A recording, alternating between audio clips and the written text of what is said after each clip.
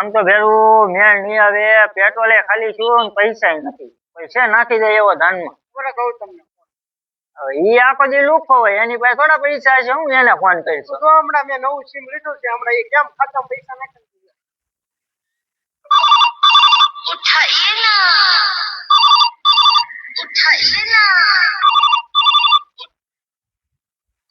Hello sir मैं bank से बात कर रहा हूँ। आपके अकाउंट में गलती से 10,000 ट्रांसफर हो गए हैं। आप जरा अपना अकाउंट चेक कर लीजिए ना। एक मिनट सर, मैं जोई लेता हूँ।